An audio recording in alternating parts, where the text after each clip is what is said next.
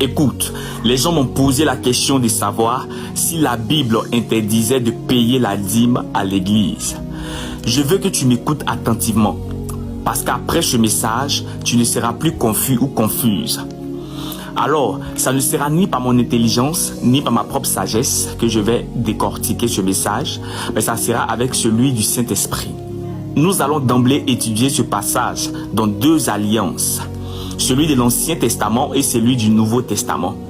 Mais d'abord, nous irons dans l'Ancien Testament avec le passage de Proverbe 3, verset 9 qui dit « Honore l'Éternel avec tes biens et avec les prémices, c'est-à-dire ta dîme, de tout ton revenu. » Écoute, la dîme signifie dixième.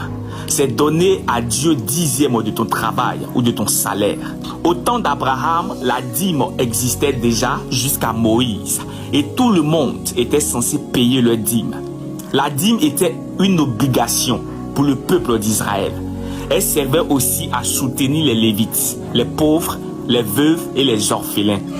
La dîme était perçue comme par exemple les fruits, le bétail ou le matériel. Abraham donna la dîme à Melchisédek. Même Jacob avait fait le vœu de donner la dîme.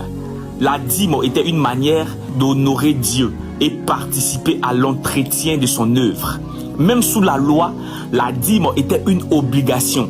Et tous ceux qui ne payaient pas leur dîme étaient frappés par la malédiction. Selon Malachie 3, verset 8 à 10, il est écrit « Un homme trompe-t-il Dieu? Car vous me trompez et vous dites, en quoi t'avons-nous trompé? Dans les dîmes et les offrandes.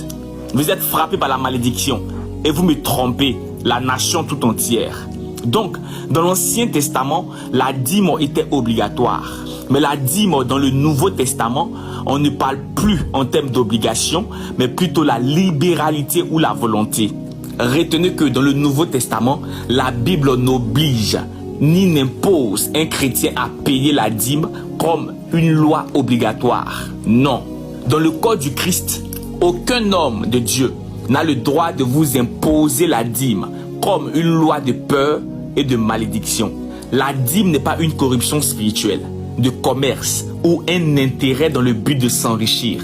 Certains hommes de Dieu vous culpabilisent en vous faisant croire que vous serez maudits si vous ne donnez pas vos dîmes.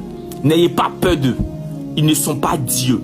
Parfois même, ils vous imposent une grosse somme d'argent. Pourtant, ils ont connaissance de votre statut social ou votre situation déplorable.